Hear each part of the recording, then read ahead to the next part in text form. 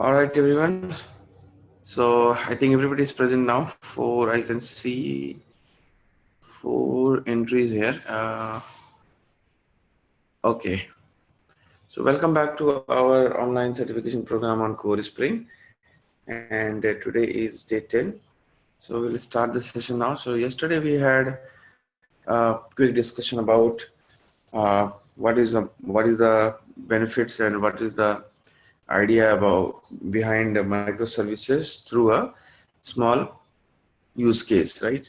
So if we want to make our application really scalable, okay, and distributed, then we can use microservices where we can develop our application as multiple small chunks, and then we can group them together through web services or some other protocols, right? Each of these web services can be developed using an appropriate technology rather than developing everything using a single platform and technology. We also looked at the idea that there can be multiple databases. Each one again would be used and chosen appropriately as per the functionality of that particular microservice. So this way we can have a polyglot system which can give us better results and better throughput in production. One second. Now we also discussed that this will require multiple web projects to be developed, and in that case we can use Spring Boot to start our app to develop these microservices. Each Spring Boot project will have its own POM file to mention and manage the dependencies,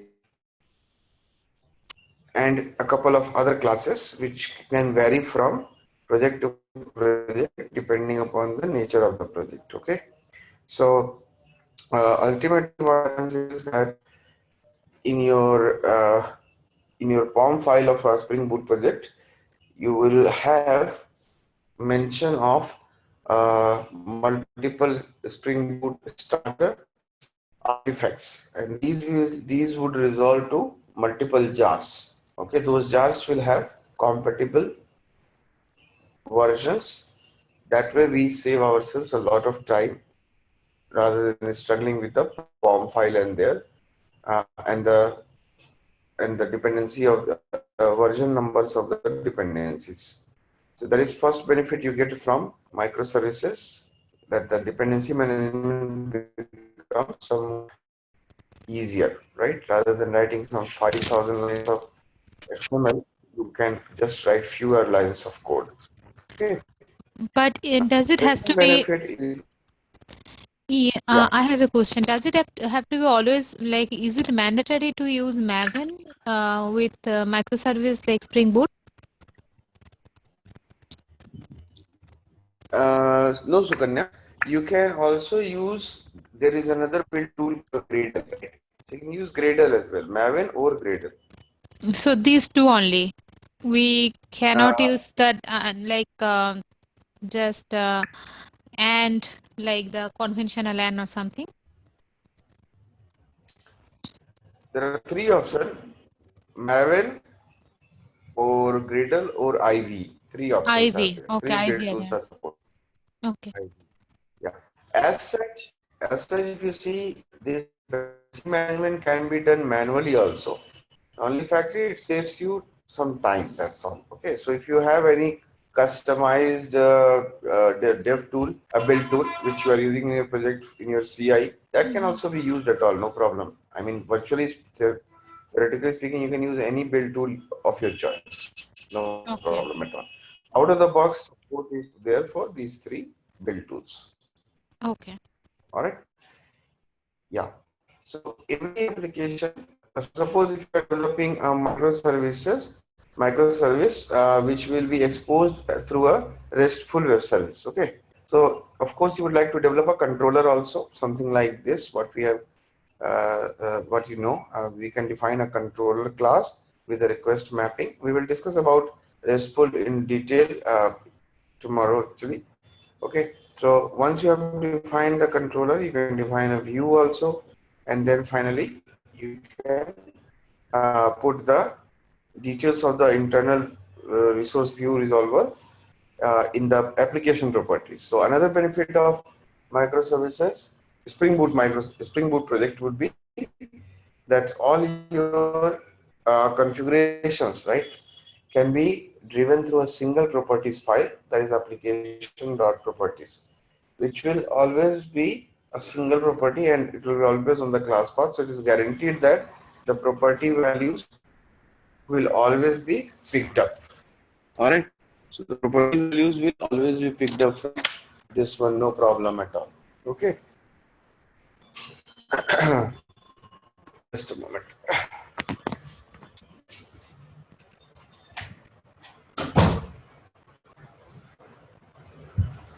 Okay. Right. Ultimately, once you have your ultimately you will develop a class. You can give any name to it. Here we have given a name called application. Are you guys able to hear me clearly? Okay.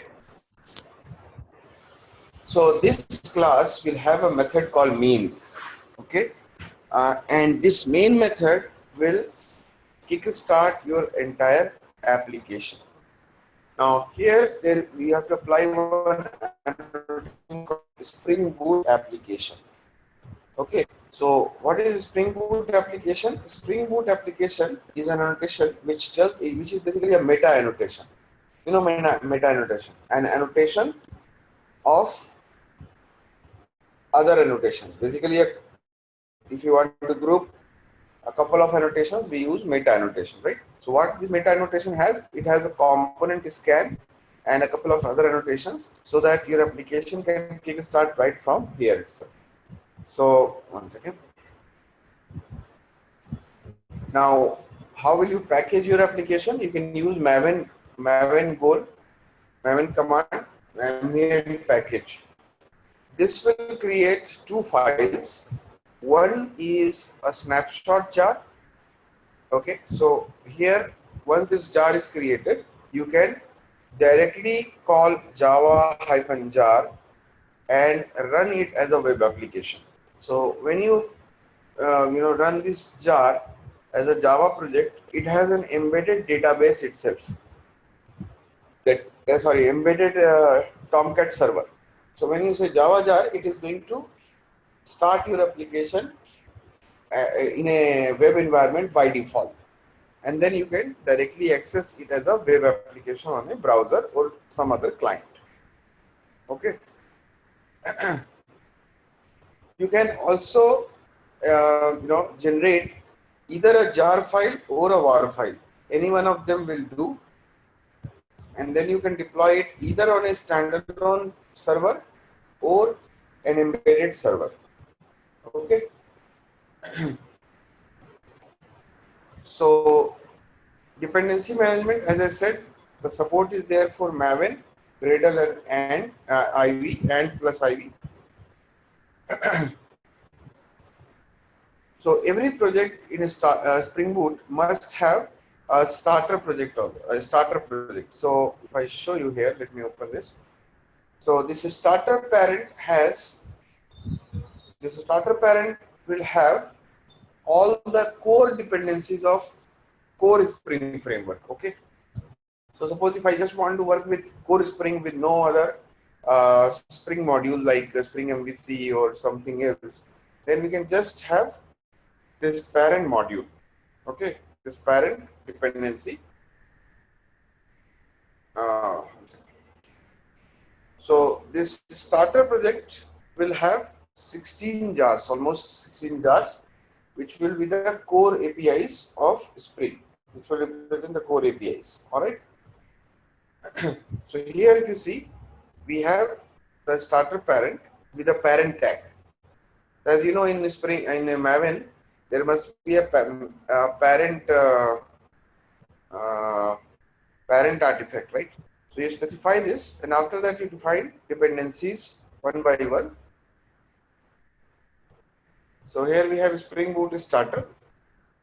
If I want to add web development support, I will add another dependency as a starter project called Spring Boot Starter Web.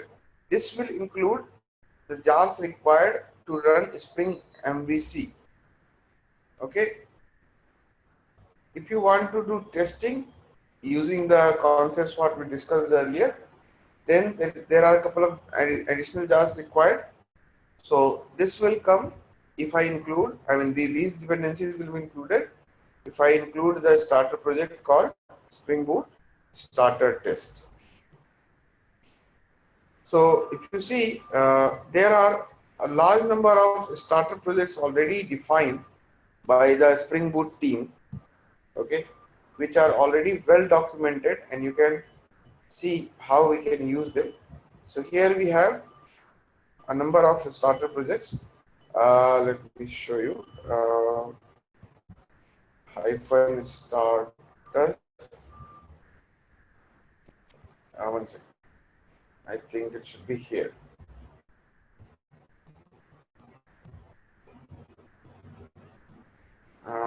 Just a minute, hold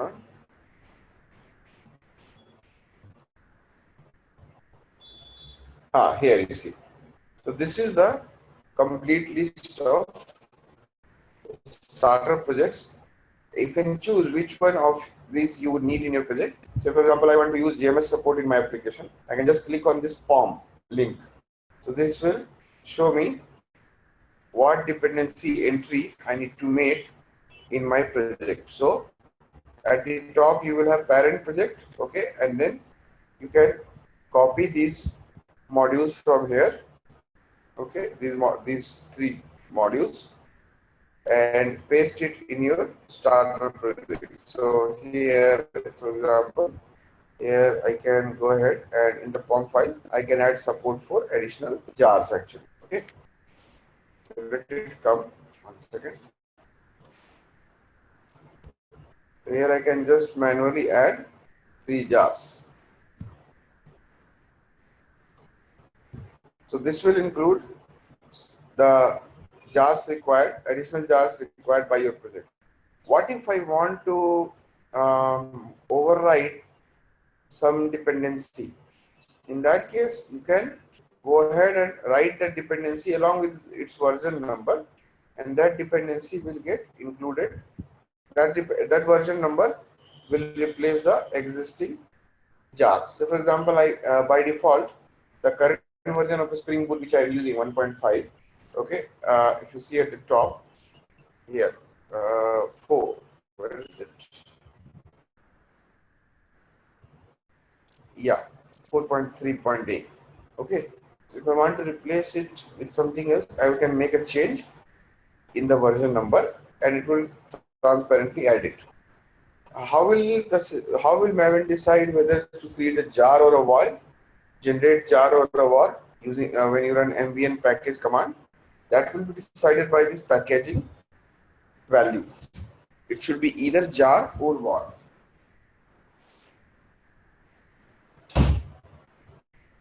All right. Okay. So there are a large number of starter projects for very well-known technologies and the frameworks which you can include in your project within seconds. Now, auto configuration. What is this auto configuration? Let us try to understand this main method. So this may not be clear so far.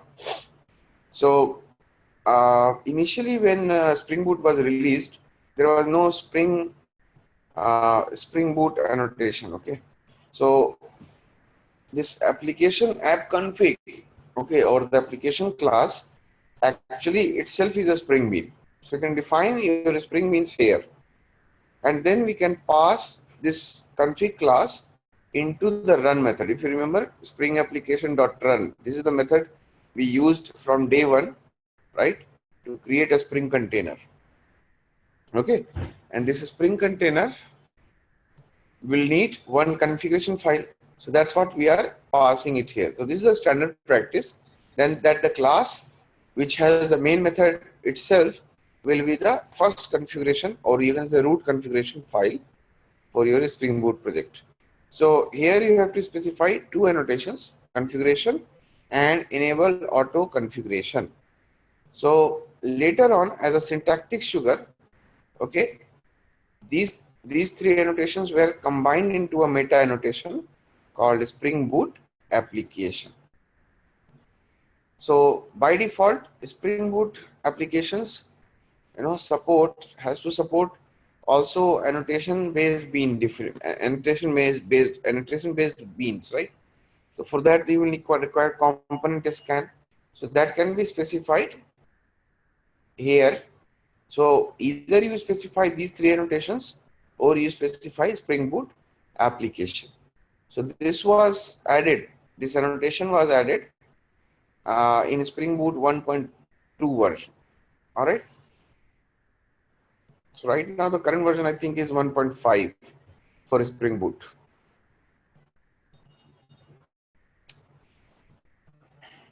So each of these dependencies what you add will get automatically configured, okay, so that you don't have to again do a lot of configuration work in your project. You can just start your work with the standard configurations, and later on as you require you may override the auto configuration and replace it with something else. Say for example, by default the dispatcher servlet will get registered for you, okay. You don't need to write any context loader listener or any other initializer class. But if you want to add some additional or configure it in a particular way, in a customized way, you still have the flexibility to define your your own abstract initializer subclass and do that. Okay. Packaging. So packaging, as I said, can be done with as jar or war. Now this is one again confusing aspect of what should I use, jar or war. The idea is pretty simple. If you want to deploy your application in a standalone manner, then you can generate the jar. Okay. If you want to deploy your microservices on a standalone server, then you can create the war. Okay. So this jar is self-executable. Okay, this is executable jar. So that's why it will be able to start a server first and then deploy the application. So jar will come bundled with, okay, the jar will come bundled with embedded with a server, Tomcat server. War will not come bundled with the Tomcat server. Okay. So this is one additional plugin you have to add in order to make Maven Spring Boot aware. So this will automatically anyways come in your file. If you notice here, it will come. This will automatically be added when you create a Spring Boot project using the wizard. Okay. So as you see, there will be two jars. So when you run MVN package, two jars will be created. One will be embedded with the server, one will not be. So if you see the sizes of these jars, you will get to know which jar has the Tomcat server. Which one has the Tomcat server? The first one. The size is 22 MB. The jar without the Tomcat server will be very small in size. Here it is mentioned as 5 kilobytes. Okay. Any questions here, guys? Yes, I have one question. Yes. So, in case of embedded server, how like the same question like I asked yesterday, it's still not clear that in like many times we have to do some JNDI configurations in the server, right? Right. So let's say that my service needs a database or maybe needs to connect to MQ or something like that. So in those cases, if we are actually bundled with this Tomcat right? Uh-huh. So it's basically Maven is just getting the jar and creating the app server. But how do we like configure the JNDI in that case? Yes, yes, that is one big mystery, and it is the answer is really elegant actually. If you want to configure any third-party system in a Spring Boot project, you have to write 0 lines of code or a dedicated properties file. You can just open the application.properties, and here you can configure JNDI. There are properties available here. Okay, for JNDI, for ActiveMQ, for everything possible. So when this application will start up, during that time, the Spring framework will automatically read the properties from here. Okay, Mm-hmm. and according to these properties, it will automatically, magically, something like magic. Okay, it will Mm-hmm. automatically configure your ActiveMQ, your JNDI, your JMS queues, anything, your mail servers, everything could be configured. LDAP servers, all could be Wow. configured. Yeah, Okay. that's what it does. Okay, it basically simplifies the configuration of your project so that you don't struggle with Mm-hmm. it. So Got over it. the yeah, so and if you see, there is a project called Drop Wizard. Okay, one Mm-hmm. second now. Let me see what is the problem here. Convert to Maven project. Okay, so I wanted to show you something here. So there is a project called Drop Wizard. Okay, Mm-hmm. if you get some time, do look into it. Okay, what is Drop Wizard? Drop Wizard is basically a Java-based framework. Okay, for developing RESTful web services in a standardized way. So basically, it is based on REST Easy and some other frameworks. So Drop Wizard, the idea of Spring Boot actually came from Drop Wizard. Okay, so Drop Wizard, in Drop Wizard also you have self-configured. Just a minute. It has self-configured components, and you just control it through a properties file. So Okay. that saves you again a lot of time actually. So, okay, one Okay. second. Let's Okay. see if I can do this update. Then it will be easy to see. This project is not compiling right now. Okay, so let it complete. So this is the idea. Okay, Yeah. right. So whatever configuration you need, you just have to drive it through a single properties file, application.properties. You still have the option to define additional properties file in your project, one for JNDI, one for relational database, one for MongoDB, and so on.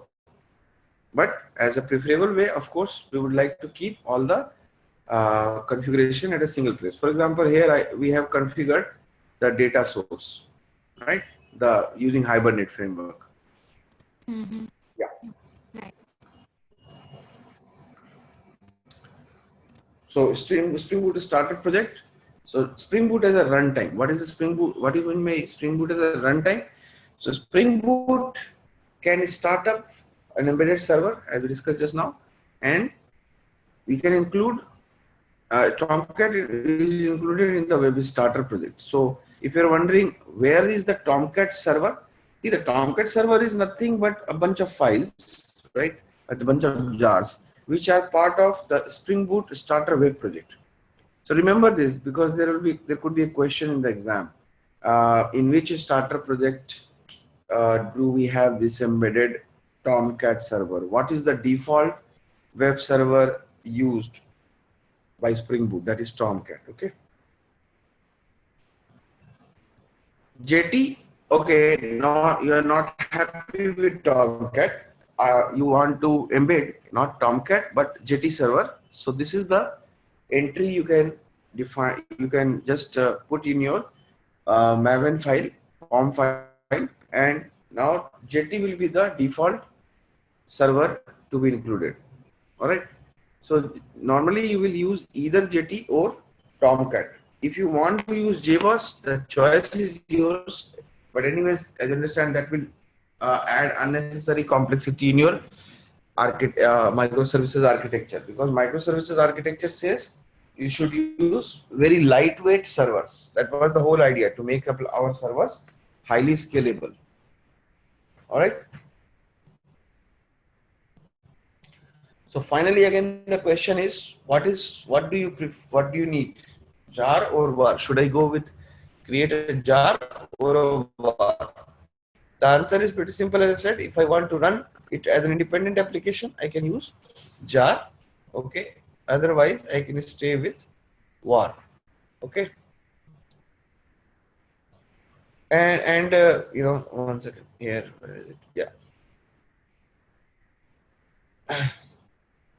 So Spring Boot. Yeah, where is this? Okay.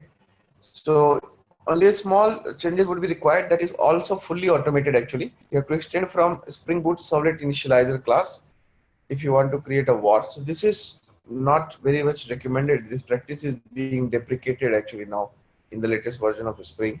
So you can skip it.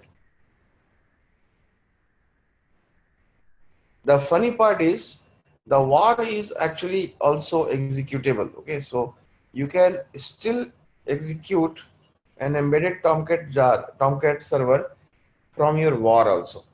So when you run ambient package command and assume that you have mentioned the packaging as var in the POM file here, packaging, this one, where is it? Here, the packaging as var. This will still create two var files. One with the embedded Tomcat server, another as a plain vanilla var. So that plain vanilla var file can be deployed on a standalone server, or you can still execute Java jar command to run it as a run it with an embedded Tomcat server. Okay.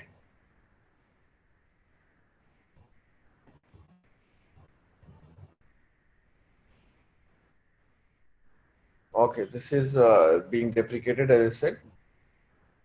So when you run ambient package with var as the packaging value, it will again create two files. So if you see, the size of these files are a little different than the jar what we had earlier. So here, the first one, the blue one has a Tomcat server embedded, and the second one is not embedded. So that is the traditional var file what you have. The sizes, of course, may vary. Okay, but this is just to get you an idea how it looks like. Okay.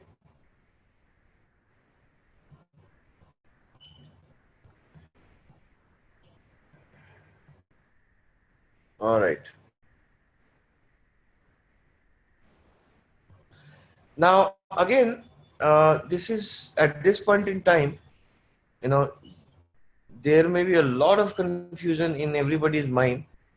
I mean, should I go containerless or should I use a container and standalone container? The container here means container here does not mean Spring container.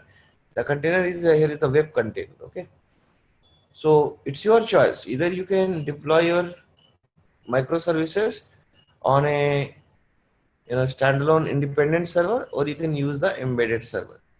The preferred way is to use the embedded server. There is a benefit on it. Let me tell you. What is the benefit? Say I have developed some 6-7 web services like here. So let's say in one of the this microservice here, let's say in PAX details, I want to use web sockets rather than HTTP. Okay. To get some benefit, I need a permanent connection, and exchange a lot of data during capturing the PAX details. Now, WebSockets has been implemented in Tomcat 6 and higher. Okay, so if your application is slightly old, you might be running Tomcat 5. So currently, all the microservices may be running on Tomcat 5. But when you need Tomcat 6 support, I mean the WebSocket support, you can switch PAX details to Tomcat 6, and all other microservices will still be running on Tomcat 5. So there is an advantage of using the embedded Tomcat server is that you not run all the microservices on the same version of the web container. Make sense?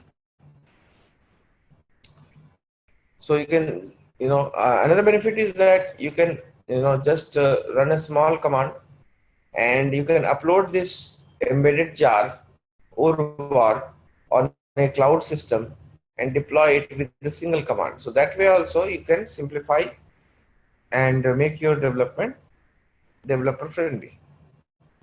So prefer to use the embedded server, embedded container. Okay.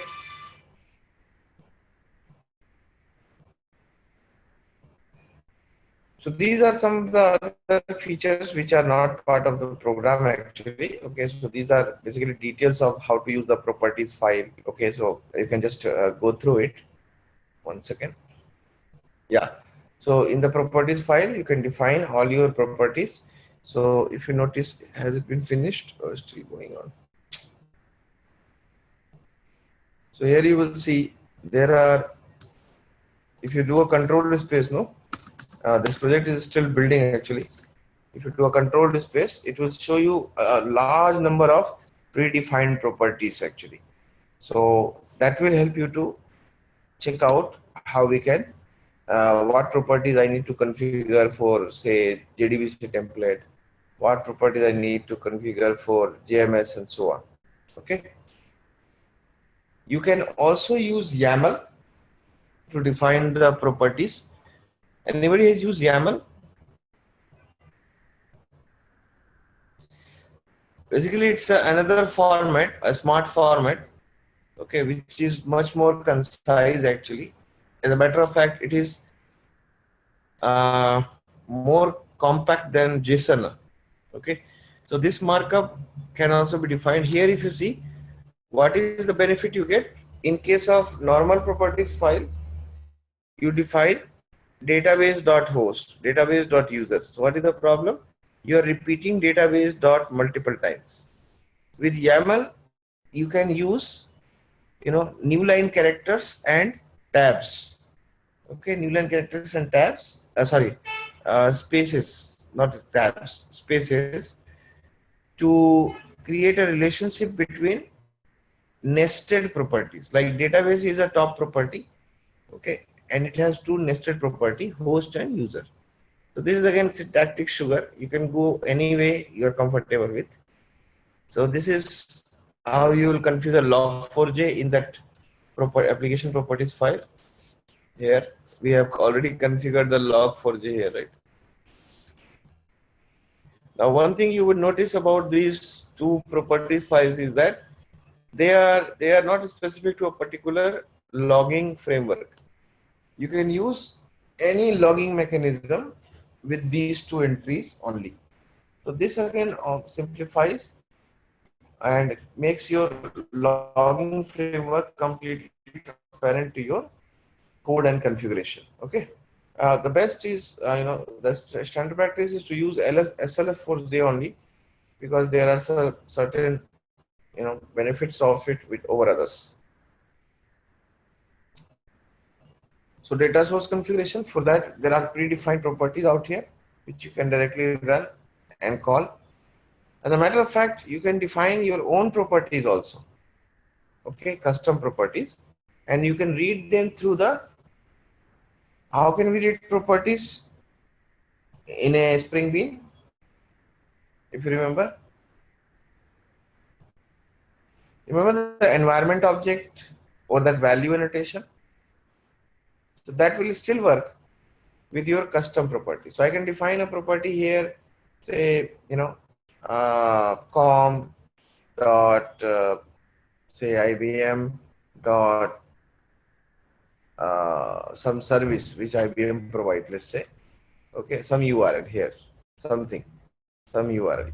So this can be read, okay, by in your code just by saying value or environment variable, environment bean class, sorry, not variable.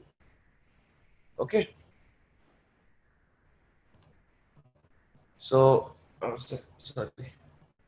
So these are some of the more details which you can look into it. So you got the idea, right? Spring Boot is all about simplifying the configurations of your project. It does not have, top level APIs to develop something new like a web service or something like that. It is the whole idea of Spring Boot is to automate and create, give you an opinionated runtime to start with, so that everybody in the team will do the development in the same way and end up with a consistent code base. That is the idea. Okay, there is another motivation behind Spring Boot actually. As you know, Pivotal has its own Cloud Foundry Cloud Foundry product. Okay, basically not a Cloud Foundry product. Pivotal has a project called Spring Cloud, right? So that Spring Cloud is equivalent to Amazon Web Services. So they provide online system platform as a service where you can do all your development online and deploy the application rapidly on the cloud itself. So Spring Boot also helps you to deploy your microservices on Spring Cloud with a very fewer set of commands rather than going through a lot of steps actually. Okay, so if you attend the Cloud Foundry course, where if you are interested, you can get some more insights into how we can develop cloud-based applications using Cloud Foundry and Spring Boot. All right.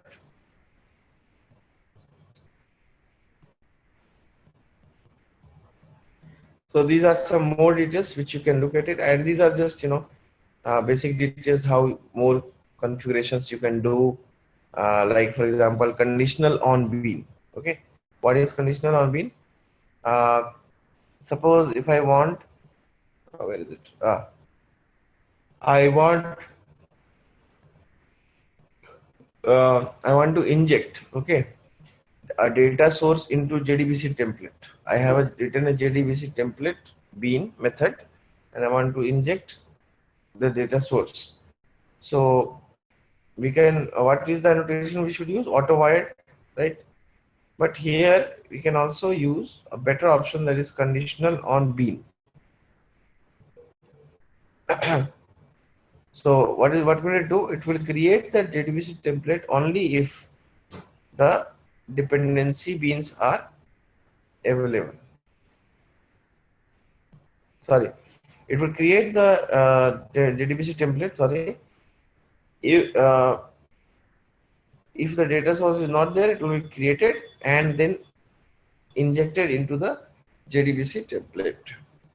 Okay, so there are a couple of annotations which you can check out. If any of these conditions are not met, the system will fail. So fail fast system is preferable here because that helps us to detect problems and bugs much earlier than it reaches to QA or development. Okay. Customizing Spring Boot. So how we can customize it further? So that application.properties file, right? The Spring Boot framework will first look for a properties file during startup by this name in a folder called config. If it does not find it there, it will look into the config package in the class paths. Then it will look at class path root, that is the core class path. So you can keep your application properties file even external to your project in the direct class path. So that file will also get picked by the framework.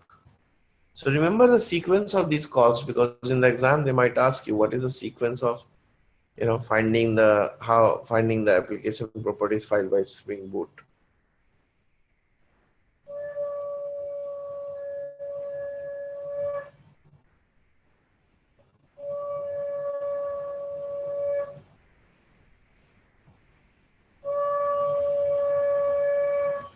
Okay, any questions, guys?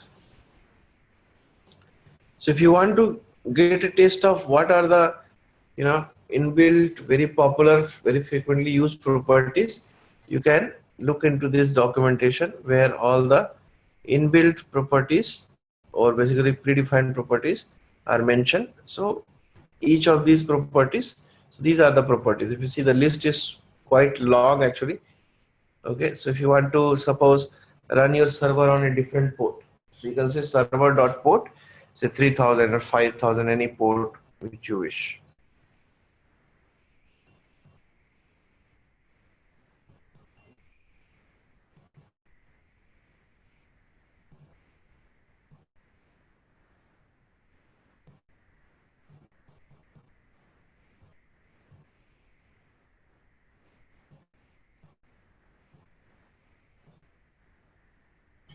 All right.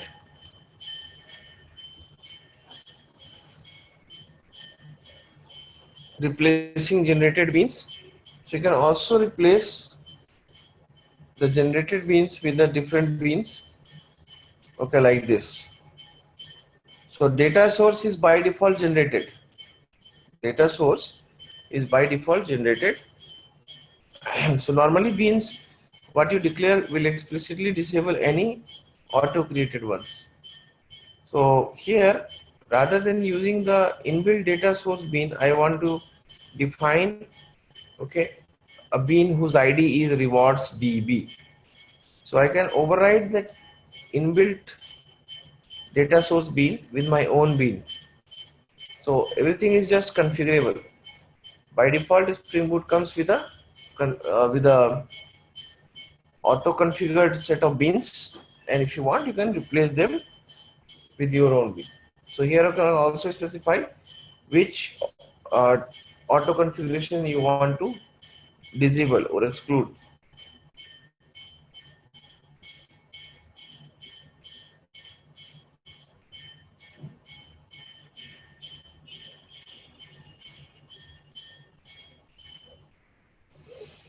So as I said, overriding dependencies.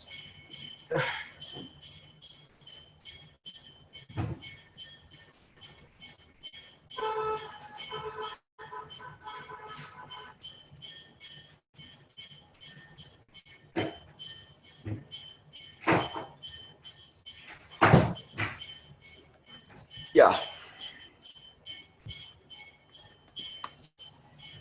So if I want to override any dependency in the POM file, you can just specify that value, and the inbuilt version which comes bundled with the particular version of Spring Boot, that will get overridden.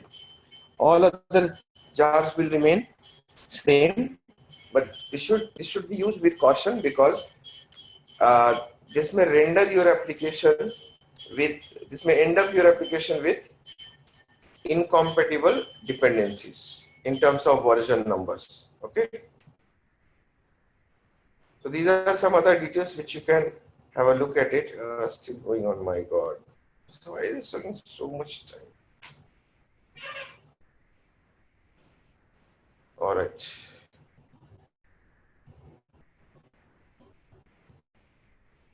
just a minute, let me see if I can do it in a different way. Okay, any questions?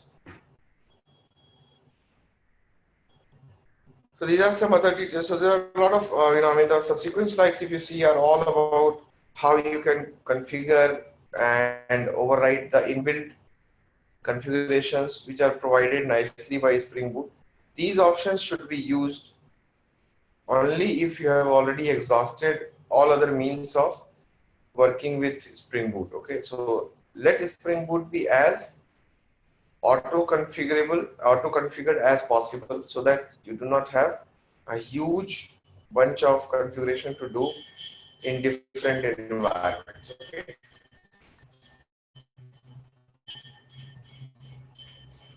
these are some examples which you can check out.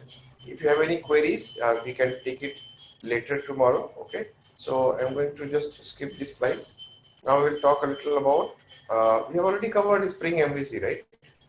The web UI development part. RESTful web service is still pending. Okay, and microservices. Yeah. So let us read microservices now, since we have some good ideas on Spring Boot now. So let me just move to microservices again. Yeah. So as we discussed, microservices is an architecture, okay, independent of any platform.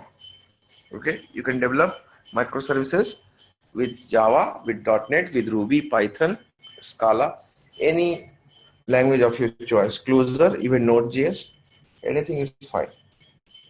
Now the question here is, there are a couple of questions. How are these microservices going to interact? So I said RESTful web services. That is one option. Okay, that is not the only option, by the way. But as you see, as your project will become bigger and bigger with more number of microservices, then it will become a problem. For example, this search, right? If this search has to talk to booking module, booking microservice, then the booking microservice will have a URL. Okay. Now this URL must be known to the search module to make a direct REST call. Now what happens? What if the developer of booking microservice decides to change that URL for some reason?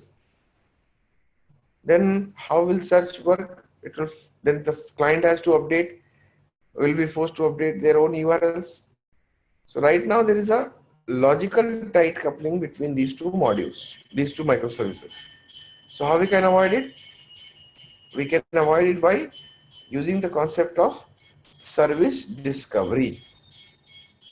So what is service discovery? Service discovery is equivalent to, if I try to quickly draw a parallel, UDDI. If you remember in SOAP XML, we had UDDI, right?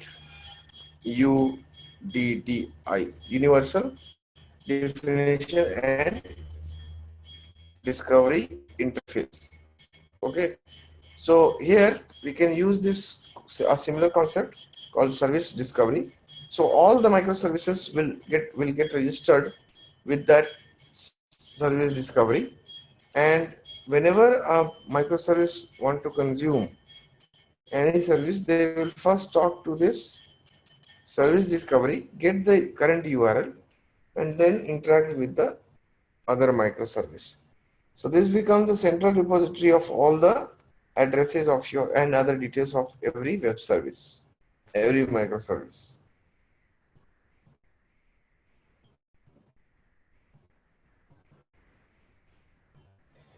Okay. How do we decide which instance to use? So of course you will run your application in a clustered environment. See, microservices does not mean that you will run only one instance and the scaling will work out of the box magically, right? You still have to run clusters with multiple nodes for failover. The benefit you get is that these nodes will not consume huge amount of resources. So that will save you a lot of resources, and eventually those savings will translate to higher levels of scalability. Guys, just give me a minute. My maid is at the door. I will just address and come back. Okay.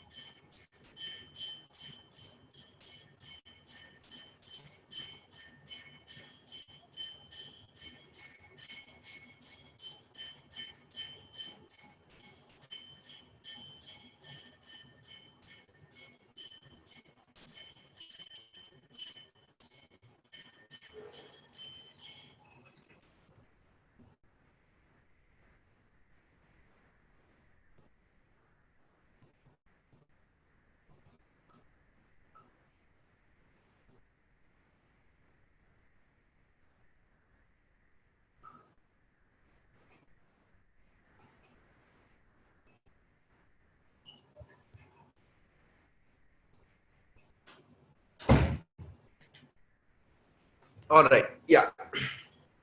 Now, there could be cases where the microservice may be down, right, or may not respond at all for various reasons, then how we are going to address this problem, right? Then we have to think of fault tolerance.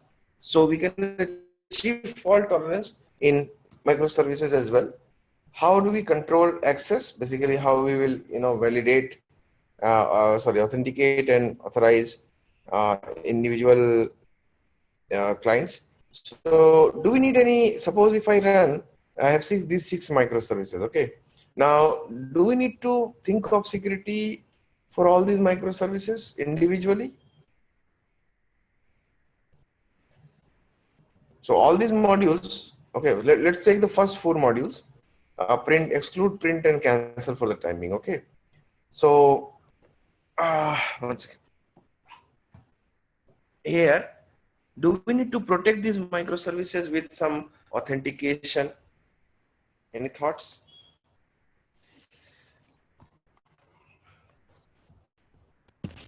We do, like for secure services like payment.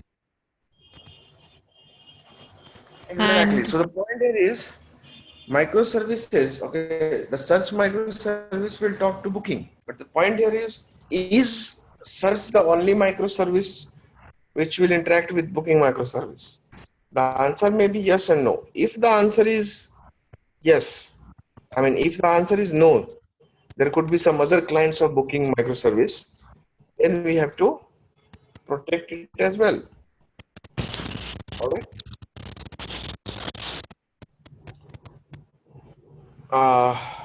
Yeah. So here microservices have been made easy to develop with Spring, because Spring has this new module called Spring Boot. So as you see, we can quickly get up and running. Then all the resources, all the web services will be, RESTful web services will be exposed via REST controller. Okay, it will consume remote services using REST template. So REST controller and REST template we have not covered. So that will cover, in our RESTful development, RESTful web service development using Spring MVC, which we'll most probably do tomorrow.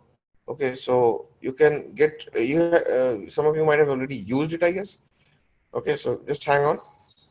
We'll leverage capabilities from Spring Cloud project.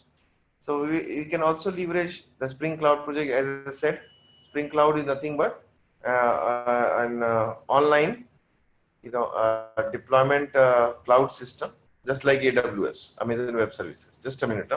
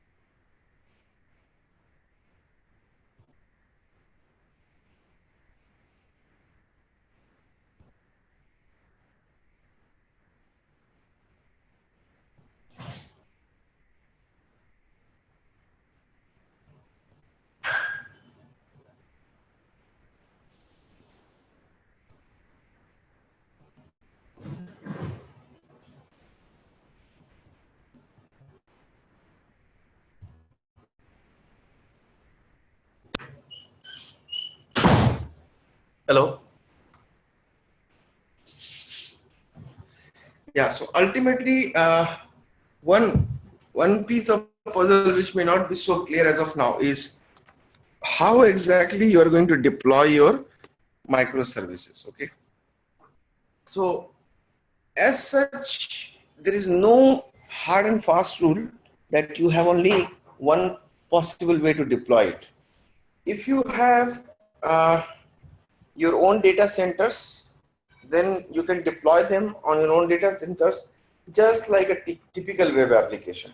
Okay, but if you have been, if the plan is to deploy it on a on a cloud based system, then you can choose AWS, you can choose Google App Engine, or you can choose Spring Cloud. That is the cloud offering from Pivotal. So what is the benefit you get from the cloud? You get all those non-functional requirements available at your fingertips without spending a single minute on them. Okay, so these cloud-based deployment services provide you all the necessary infrastructure to run the microservices in the most efficient manner. So the preferable way, or you say recommended way of deploying your microservices would be on Spring Cloud, so that you get the benefits of all those service discovery, configuration, management, monitoring. So all these will be available to you out of the box, and you don't need to develop them at your end at home actually. Okay, so that is one benefit you get if you deploy it on Spring Cloud compared to if you deploy it on your own dedicated data centers, which may not provide a similar service for monitoring purpose. All right. So if you see, there are a large number of services which are provided, infrastructure services which are provided by Spring Cloud. So I want to connect my microservice to say, to a third-party system like SAP, okay, or any other third-party ERP system. So for that also we have plugin points. You just have to do a small configuration, give a URL, and we are done with the integration with third party. So it can have a real long-term benefit if you have deployed on cloud. By the way, where are you? Where are your projects deployed nowadays? Cloud or your own data centers? Sukanya, Or its own data center. Data center, yeah. data center. Yeah. So actually, your industries are a little, not so convinced about deploying it on cloud actually. So you may have your own data center. So you can still go ahead and deploy, on your own data center. The bottom line is, don't have any. The bottom line is, treat a microservice just as another web application. That's it.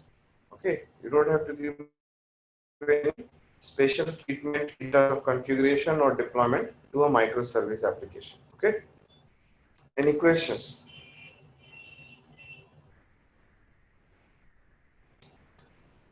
So here, as you said, service discovery. Now the challenge would be in your own data centers that you have to figure out a way how will you implement service discovery, and you should do it right from day one, because as your number of microservices will grow, it will become very difficult to manage their interactions in a predictable and controlled manner, right? So of course you don't want every microservice to be callable from another one, right? You may also like to put restrictions that checkout service cart service can be called only from checkout service. What is the point of calling cart service from search service? Doesn't make sense, right? So you may like to either develop an in-house discovery server by using any technology, and your guy is not using cloud. So there are a number of freely open source projects available which implement this idea of service discovery and its policies. There is a framework called Eureka. by Netflix. So you can use Eureka in your projects directly to implement service discovery policies. So even with a data center based deployment, you can control access to your microservices using Eureka. All right. So Eureka is nothing but a Java based server. Okay, Java based small lightweight server, which has, what is unique about Eureka is that it has all the standard practices and policies through which you can control access to your microservices. Hello. Load balancing. So how will you do load balancing? Again, you can use the tool of your choice, no problem at all. As I said, if you start treating your microservices just as another web application, all things will fall in place. You can do the load balancing using any technology, any framework which you have been doing so far. So there nothing to change in terms of deployment actually. Okay. So here, let's say I'm going to develop a couple of microservices. So the microservice can interact with your front-end application to Eureka. So first the front-end application will look up into the Eureka server and get the URL. Then it will make a server call and get the response from the accounts microservice.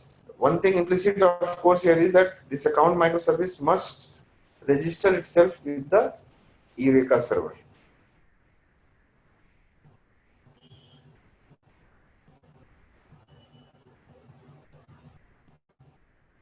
Okay. So this is one exercise which you can try, and these are some other details which you can check out, how to work with Eureka server and create a custom made server for yourself. So this is it. One second. So we have almost reached to the end of our microservices discussion. Any questions?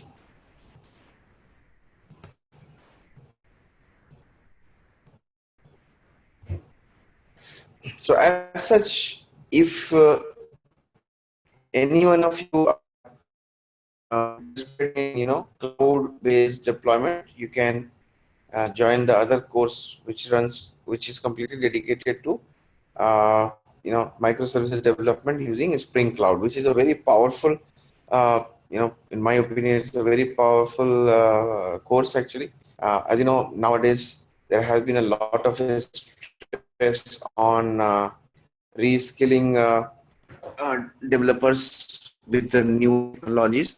The old technology is already giving way, as you know, right? So it is always good to add new skills in your profile to remain relevant in the industry. And I had personally, really enjoyed this course because this opened up the technical, you can say, technical horizon what I had before this course. Actually, this is pretty good course. Even if you don't use it, there's a lot of discussions which are done at a very deep level about microservices. So you may not like to attend this course just to know about Spring Cloud. Actually, it also discusses how we can do much more complex microservices work with Spring Cloud. You can do the same kind of complex work with your own systems and deploy it on your own dedicated data centers. So as such, give it a shot. This is a pretty good course. One more thing. Yes. So any questions so far, guys?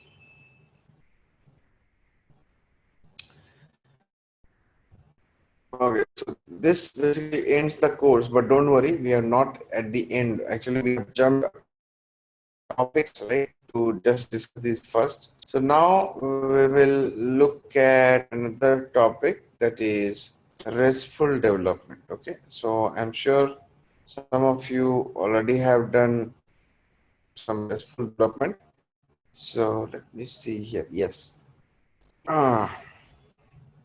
So we have not covered REST, right? Can you please confirm? I don't think so. We covered Spring MVC UI development, right? Yes. Okay. Okay. So what is REST? Let us just quickly try to understand. So most of you already are aware of REST. So if you want, we can skip this discussion. But I would like to just touch upon some points because that is important for REST actually. So as you see, RESTful web applications. RESTful. Why we actually got REST? It's yeah, go ahead. No, go ahead. Go ahead, Suganya. So it's basically representational state transfer.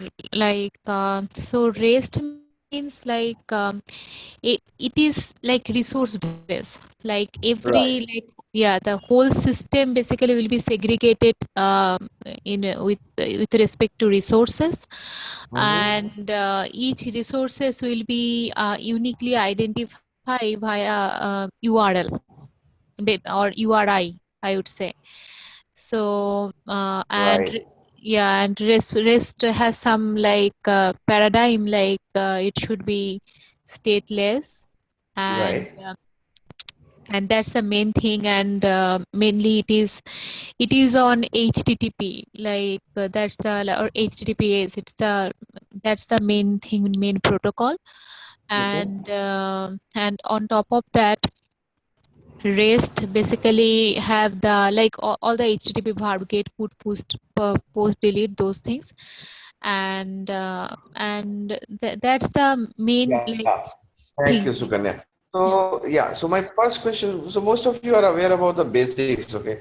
So just to understand where we are, why RESTful services should be stateless? Can't we have stateful web services, stateful REST services? Actually, web service itself should be stateless. Like it should not be stateful.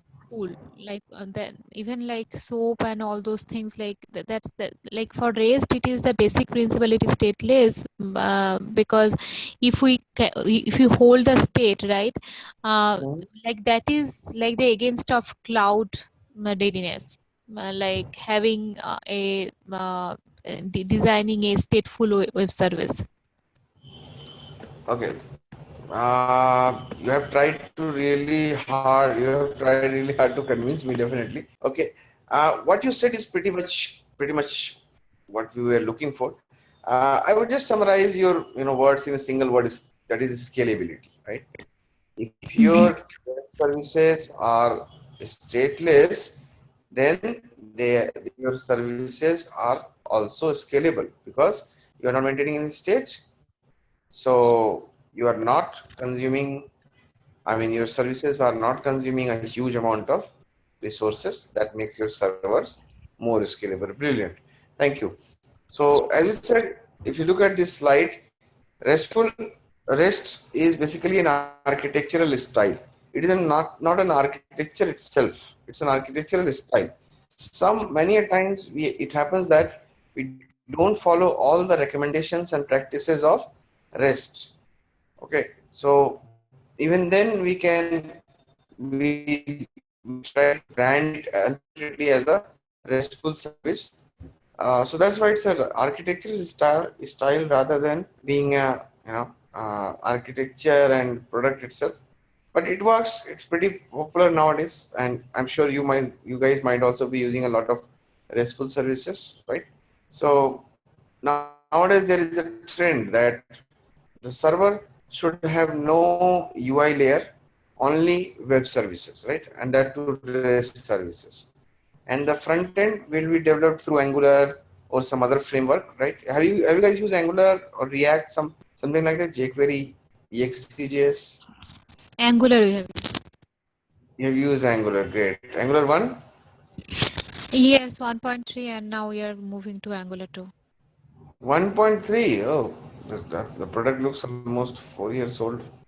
Yes, that time actually we started Angular like 2013. All Yeah. right.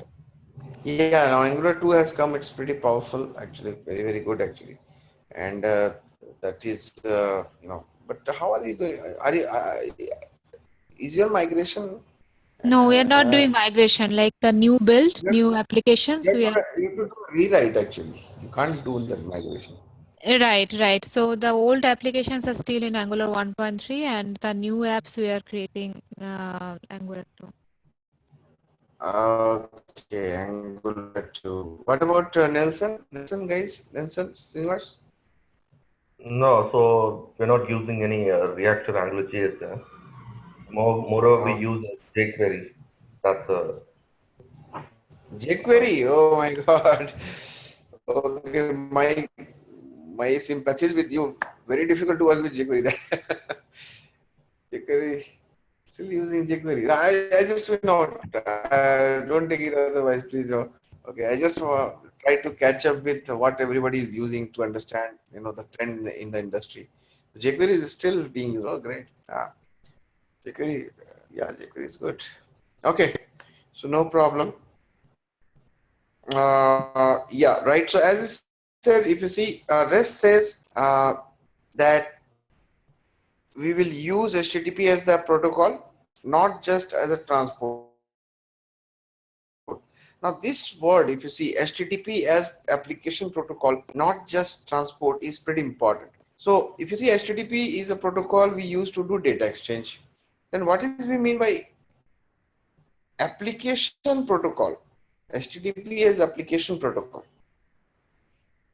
Okay, let me just explain this a bit. Okay, say all of you have worked with SOAP services. I hope basic one, even anything is fine.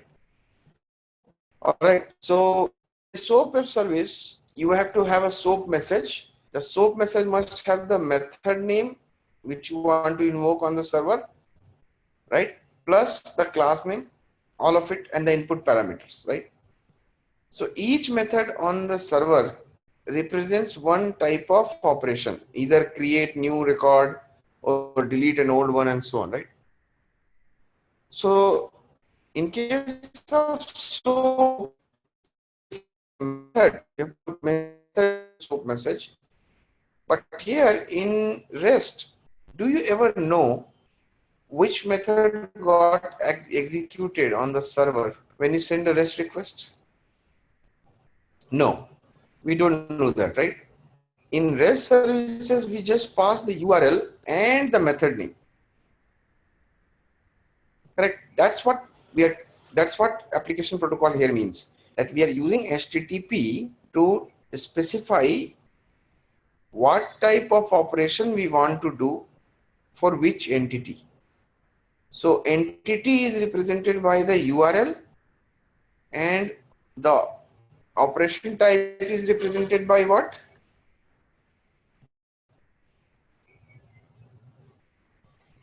See, there are 4 basic operations, right? CRUD operations: create, retrieve, update, and delete. So how do we tell the server in case of a RESTful service that the operation I want to do is a update operation, not a delete operation? Using the HTTP verb. Yes, exactly. So the combination of URL plus HTTP verb is enough to describe what type of operation the client wants to do. That's why HTTP is not being used here just as a transport protocol, but as an application protocol. Got it? So we are defining the application in terms of HTTP itself, no? URL and the verb belongs to HTTP protocol, right? Transport protocol. But we are using these two ideas to represent what kind of operation we want to perform. So it simplifies our interaction with the server. Okay, takes off the gory details from our front. Emphasizes scalability. So as I said, REST services are popular not because they're just easy to use, because they are also highly scalable. They must be scalable. Okay, it's not a framework or a specification. So RESTful service, let me skip these slides. Achha, what kind of formats can we support with RESTful services? JSON only? No, we can support multiple types. Right. So there is no restriction what kind of format we can use with the RESTful services. Is there any limit with SOAP services? SOAP is only XML. Yes, SOAP is only XML. Here you can use any format, CSV, YAML format is fine actually. Okay. Representations can link to other resources. So every resource can. Okay, now what is a resource? Let us try to understand what is a resource in the context of REST. So can you give me some example of what could count as a resource in case of REST services?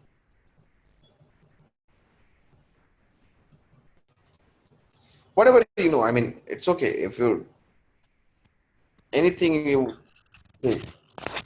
So in our application, right? So it is Yes. we have participant, right? And a participant can have like their tax information, correct? So or the tax details. So anything basically we can get some information. We can. It's up to our design. Like generally, the principle is in REST. The resource should be noun based. So but anything like what we can get in server, the data, we can get the data and that becomes the resource. Yeah, very close. Just to summarize your words, can we say that a CSS file on the server is a REST resource? CSS. Oh, okay, CSS. Yeah, cascading style sheet. Oh, yeah. No, What no, we do. about Nelson? Yes, guys. I think all Any HTTP, thoughts? all Yeah, HTTP. basically, those are within web application context we consider as a static resource, right? The Right. fundamental question we're asking in terms of RESTful web Right. services, right? Right. So that means our CSS file will not be counted as a REST resource, correct? Right. Yeah. No. For my So what? my opinion, all HTTP request is a REST resource. Come again, sorry? I believe that all HTTP request itself is a REST resource. Okay, thanks for your input. So see, the point here is, this is what happens, okay? And I was looking for this fragmentation, actually, the difference in opinion. So the point here is, what count as a resource? Again, I'm going back to my question. What is a resource in the context of REST? Okay, so the opinion on this actually may differ from developer to developer. Okay, so as Nelson said, we can actually count every HTTP request as a resource only, correct? So REST does not mean it will always serve you dynamic data.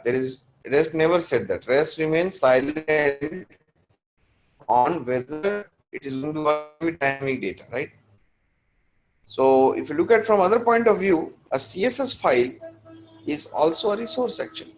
What about a JS file? That is also a resource. That could be also counted as a resource. Okay. Why is a resource? Let's go back to the basic details, basic ideas of REST. Can I get? Can I fetch that that CSS file using a post HTTP call? To get a CSS file, why do you need to go via REST? Won't it be direct We're not HTTP? going where. We are not going by REST, Sukanya. We are not going via REST, okay? But the point here is, can we count, if you look at the way we work with, you specify a URL, right? And a method name. That's precisely what you would do if you want to fetch that file also, that CSS file. It is another matter that the browser will do that on your behalf. Generally, we never download the CSS file explicitly. We let the browser do that for us, correct? And we don't have to declare also a RESTful service for that, because the static files will be automatically, okay, downloaded by the browser, right, without writing any code. So see, this is where the confusion is. What counts as REST resources? So theoretically speaking, as mentioned, every asset, whether it's static or dynamic, can be accessed through a REST call. REST call. When I say REST call, it does not automatically mean that you have to implement a REST call, right? But practically speaking, if you see, generally we focus REST services. I mean, we develop explicit REST services to handle dynamic data. Make sense? So, for example, a database, a row in your a row in a database table, can we count it as a resource? A row in a database table, in a relational database table. Yeah. Suganya? Yeah, of course. Yeah. So mainly we use, this term. I mean, we focus in REST on those resources which are dynamic in nature, which are stored and addressed through unique URLs, right? So CSS, JS, HTML, images, all these resources can also be termed as REST resources. But since we do not, explicitly define any REST service to access them, we just, just discount them. We just keep them aside. Okay. So one last quick question again, the same question: can we download or can we fetch a CSS file using not a get HTTP call but a post HTTP call? Yeah, yes, we can. Technically, we can use any method which has a response body to get this, right? Yes. Correct. So, but we don't do that because we follow standards that for fetching we will call get, right? So if you look at from that point of view, every CSS file fetch will also be categorized as a REST call only. Okay. All right. So don't worry. I don't want to confuse you further. So sorry for that. Okay. Don't worry. We are going further. So these are the REST principles. So the first REST principle is all the RESTful services should be represented by a combination of a unique URL and a HTTP method. Second principle is you should have, the client should be able to specify in what format they want the response data. It is not like the server will give the data just only in one particular format. Okay, it should be flexible enough to do that. And what do we use to implement this? Content negotiation, right? The client will send some request header, that is accept header, so that the server knows in what format it should generate the data in the response. All right. Third principle is stateless. So HTTP session should not be used by any means in RESTful services, because that way scalability would suffer. Any other problem would happen because of stateless nature of RESTful services? Server stickiness, request stickiness, right? Suppose I send a request, there is a requirement where there are two requests to be made, one after another. Now, first request goes to the server, to a particular node on the cluster. Now, the second request should also be received or processed by the same node in the server, right? In the cluster. So that is called session stickiness, right? Or session stick. So if you have stateless servers or stateless REST services, then stickiness will not be there, and you can handle it with any server. Yeah. But isn't station in that the stickiness is handled by load balancer? Load balancer will remain blind, right? About which request goes to which node, right? If load balancers start doing that, that will be a problem. No, think about it. Let's think about it quickly. There are two nodes in your system. All right. Now, what request A arrives on node A. Now, in case of a stateful application, node A will cache that data in HTTP session, right? Now, second request has to come. Second request B should also land on the same node so that the task could be completed. This is the architecture of the yesteryear. Okay, this is the architecture of the past. So what you are saying is true if you are using application servers. Right. So Correct. So in our case, right, we have the load balancer as Apache Edge, and we have the application server, and the stickiness is being handled with a combination Yes, of Edge and Apache. exactly. And if you see, this idea of stickiness has actually, kept the scalability pretty low. Do you realize that? The problem is, the server is stateful, so you need to maintain a state there, and that reduces the scalability, right? Yeah. And loose coupling also is there. What happens? What would happen? Suppose request A has arrived on node A. Now, for some reason, node A goes down. What would happen now? Right now, you have to replicate, do that session replication also. So these are all exotic ideas we were floated market and sold by all the application server vendors like Oracle, IBM, and they made a ton of money out of it, right? But nowadays we don't use any of these concepts in the server architecture, correct? We have just done away with all these concepts. We keep our servers completely stateless, become stateful. Then the question is, suppose if I have to handle the same situation, okay? I have to handle the same situation in a stateless server. How we can do that? Two requests, request 1 and request 2, arriving on my cluster.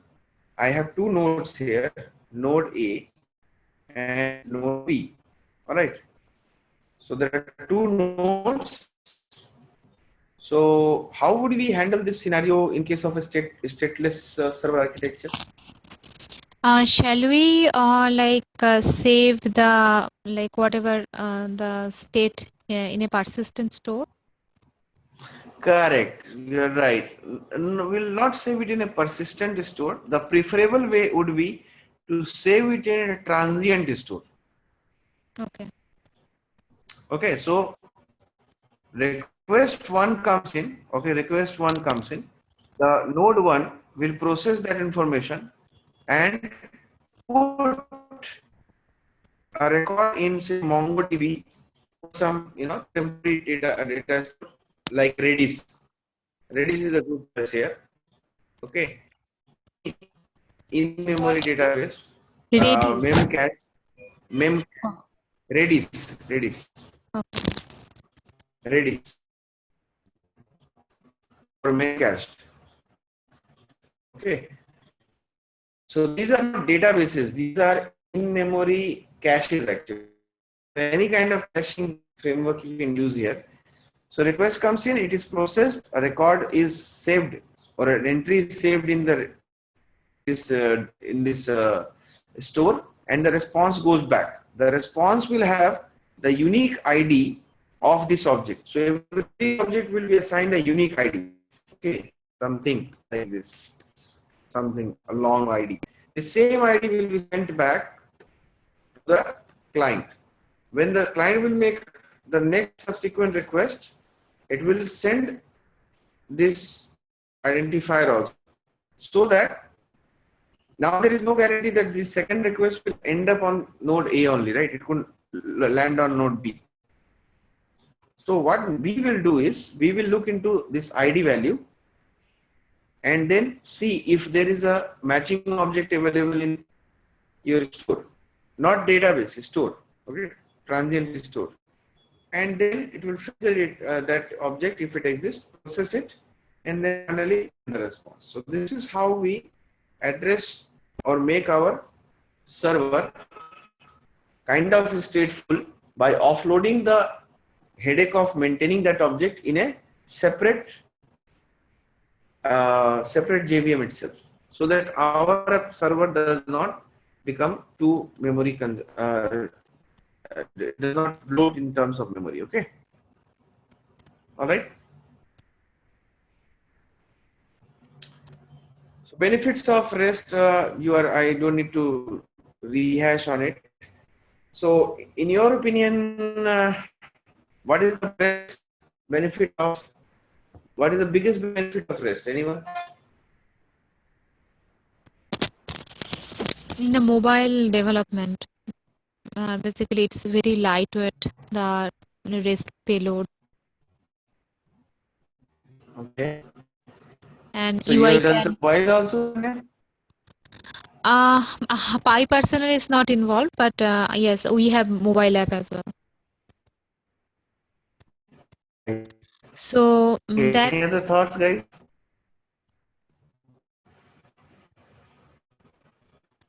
And one more thing, yeah, and also like in case of SOAP, right? There is the contract is there, and it's kind of tight coupling. Like WSDL determines everything, and any change in contract needs also change in the consumer side as well. But in case of REST, is very easy to implement. Right. Correct. Yes. And more benefit, if you see, the biggest benefit is actually, what you said is very much true. Of course, it simplifies things, basically simplification plus scalability, right? If you see, systems or architects will not get convinced until unless there are real,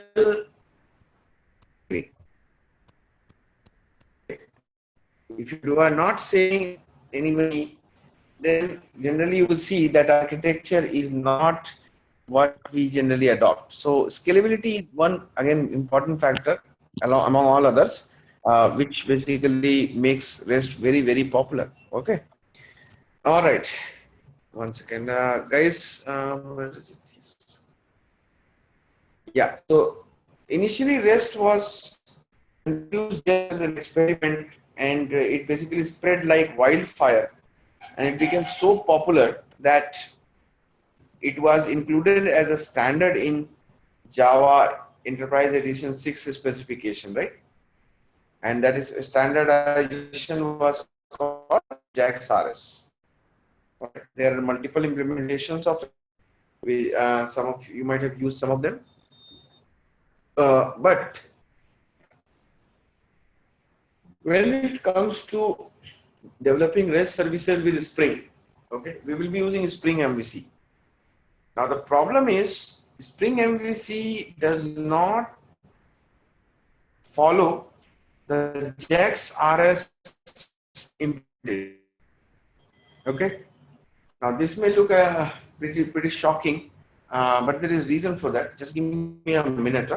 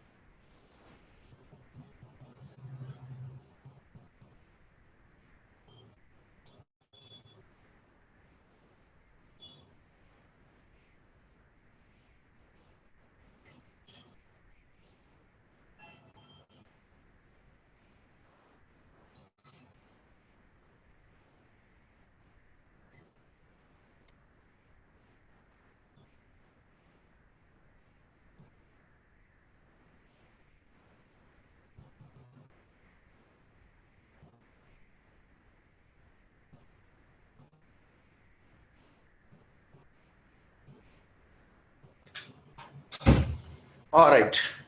So here, if you see, the reason Spring MVC does not follow JAX-RS is not just because they don't want to, follow it for the sake of it. The reason is historical actually. So when REST started gaining traction, okay, we started becoming more and more popular. Spring MVC implemented, Spring guys implemented it well before J2E team actually formalized it as a standard. That's why. That's the only reason. Okay. Otherwise, you can use Spring MVC to develop exactly what you would do with JAX-RS. There is no restrictions. There is no limitations if you develop your REST services with Spring MVC. All right. There is one more API called REST template, which makes consuming REST services pretty simple, a few lines of job actually, compared to writing tons of code with SOAP and otherwise. All right. Yeah. Just a minute.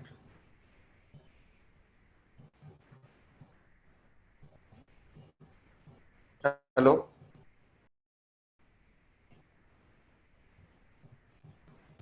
All right.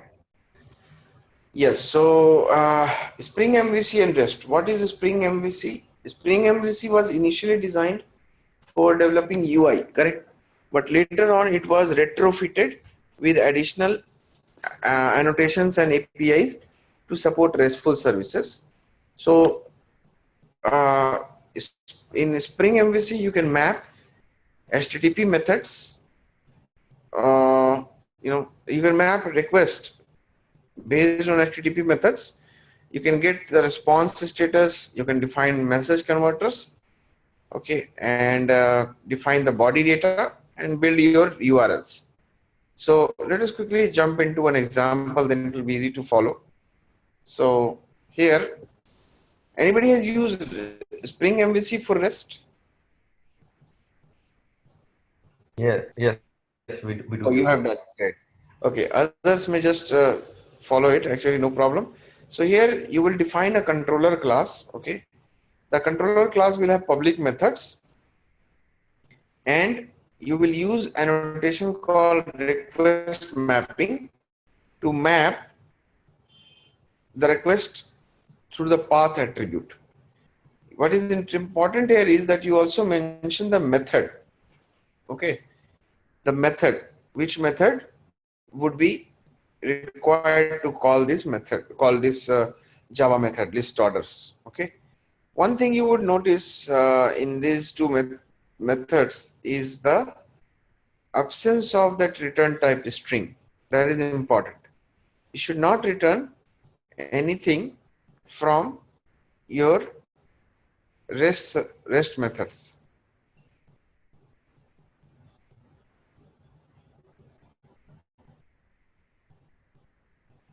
Okay. Now you can use either request mapping or an alias for that. These are syntactic sugar available from Spring 4.3 or higher. So it's a shortcut of saying request mapping, that's all. So for each HTTP method, there is a corresponding annotation for mapping, all right? Status codes. So as you know, in REST services, status codes are standardized. So these standard status codes should be also used to make your services truly REST, right? So whenever you create a new record, what is the standard status code we should send back? 200.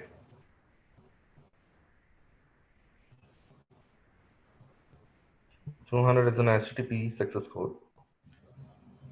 No, so my question is, suppose I develop a REST service which will create a new order in the system. Okay. So what is the standard REST? What is the standard status code I should send back? Should it be 200? Yes. Yes. No, my friends, that is one important point. Remember, technically, your answer is correct. The, if you see the JAX-RS specification, it says that the status code should be 201 actually. Okay. So as such, we use only a few status codes in our project in web applications. So for all successful calls, we say 200, right? Because we generate HTML markup there. But here we can use, in RESTful, we can use other status codes which have a special meaning. Like whenever the status code is 201, that means that the order or the entity which you wanted to create has been created successfully. Okay. Similarly, if some HTTP verb is not supported, then we will throw HTTP 405, not 300 or 404, something like that. So, for example, you may have a web service where read option is allowed, but write version is not allowed. Possible? Read only web services. Correct? No?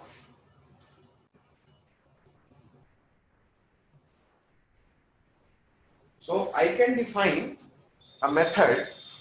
Okay, I can define a method to say list orders get, but I will not define the next method create order. Okay, so I can expose my web services only to support only few HTTP methods, not all, always. So in that case, if somebody tries to make a post call to the same service, I can return a 405. Okay, so it depends. I mean, the status codes, if you see, there is a link also here, Wikipedia link, and I think you should visit that to understand how REST status code should be managed, because that is very critical. Okay, don't just use 203, 404, 200 for all success and 404 all failures. Okay, that is that has to be improved by using special status codes. All right.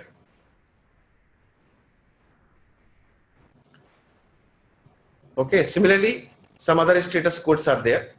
So this is it for today. Getting late for work. Okay, so tomorrow we have one session. So tomorrow we'll continue with our discussion. Okay, I'm already getting calls from my office. So tomorrow we will we'll have no problem. We can extend the session by some time. Okay, as per your convenience. And this is one topic, half topic left. Plus we have a Spring security left. Okay. So we'll try to cover that tomorrow, extending the session a little bit. If not possible, then we will see. We will take a call how we can compensate that, maybe on the Sunday or something like that. All right. So thanks a lot. Are you getting all the recordings every day? Are you getting the recordings? I have not checked for the last 2 days. Yeah, same here. I haven't checked there. You have checked the link that is not shared there? No, I haven't checked as well for last 2 days. Oh, you have not checked. Okay. Yeah. Problem. Okay. So not trouble. All the links, all the recordings will be shared as I said earlier. So see you tomorrow. Okay, same time, 7 o'clock, and then we'll continue our discussion. All right. Yes, sure. Thanks. Yeah. Thanks. Bye.